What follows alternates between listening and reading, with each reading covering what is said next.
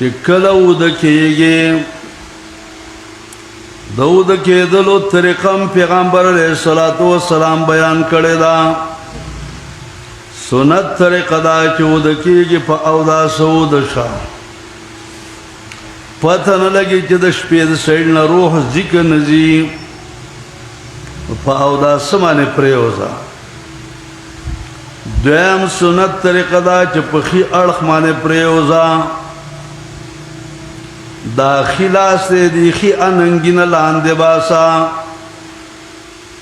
که اوږدې دواګانې شي ویلې خو ډېره ښه ده، که اوږده دوا نه شي ویلې دا دوا وایي چې اللهم بسمک اموت و احیا. اے زما ربا ستا په نوم باندې زه وده کېږمه، اے زما ربا ستا په نوم او ستا په امداد به زه بېرته پاڅېږمه. زما وده کېدل زما پاڅېدل الله ستا په حکم باندې دي. که چېرته ته خوب نه راولې څو خوب راوستی نه شي، که ته مې سبا کې پاڅوې نه څوک مې پاڅولو والا نشته دی. جناب رسول الله صلی الله علیه وسلم د وده کېدو طریقه ښودله چې په دې طریقه باندې وده کېږه. غونیه کې پیرانی پیر صاحب لیکلي دي چې کله سړی او ښځه دوی وده کېږي، وایي په داسې طریقې به وده کېږي ځکه دو جوړه ده، نو چې جوړه ده نو یو تن مخ قبلې ته راځي د بل مخ قبلې ته نه راځي. نو په دې وده کېدو کې به څه طریقه کوي؟ وایي د خاوند مخ به قبلې ته وي، دا په ښي طرف باندې څملي، د زنانه مخ به د خاوند په طرف باندې وي.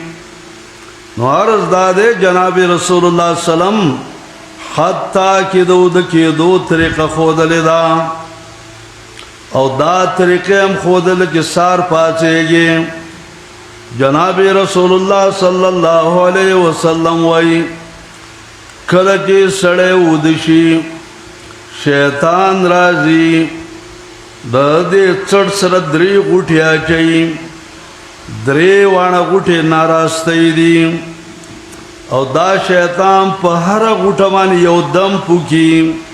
دم دا دی دې سړي ته ارقد علیک لیل طویلا، وده شه ارقد وده شه علیک لیل طویل، پتا باندې اوږده شپه ده، رايخېږه مه شپه و ډېره ده اوږده ده. دا سړی سار را پاڅېده یا پېشمني مال را پاڅېده، ویې ویله الحمدلله الذي احیانا بعد ما اماتنا والیه النشور.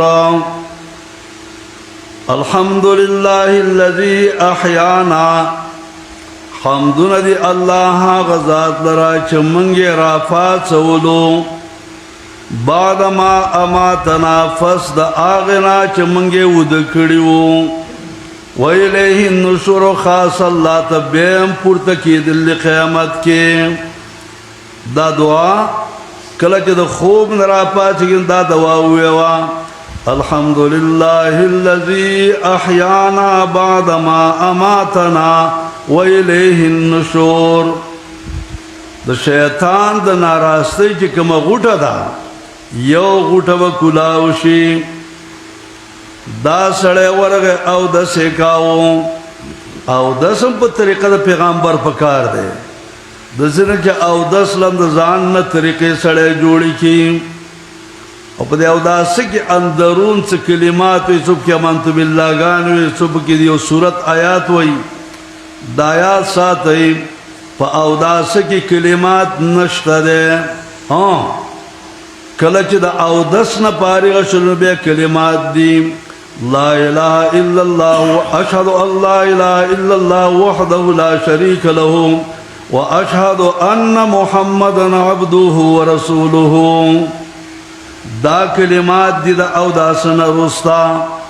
دا کلمات چې کله وې نو د اسمان تر ته سترګې لګي اوچته کې او دا کلمات وې چې اشهد الله اله الا الله وحده لا شريك له واشهد ان محمدا عبده ورسوله. د دې کلمات په یو طرف کې د الله د وحدانیت مسله ده، په دویم طرف کې د جناب محمد رسول الله سلام د طریقې بیان دی. او دا سنه چې کله فارغه شولې او دا دعا دی ویلا د شیطان دویمه غوټه د ناراستۍ کلاو چې ختم شي.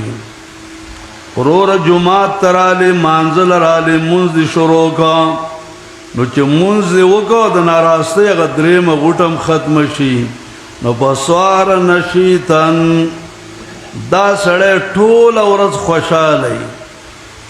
خو کله چې یو سړی را پاڅېدا دې دعا ونه ویلا، دې اودس ونه کا، د مونځ ونه کا، نو فکان خبیث النفس د دې نفس طبیعت ډېر ګډوډي.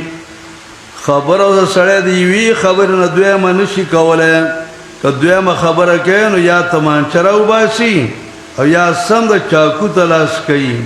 دا ولې د شیطان درې واړه غوټې په دې سړي باندې څټ ته دغه شان تړلې پاتې شولې. نو دا سړی ناراسته دی.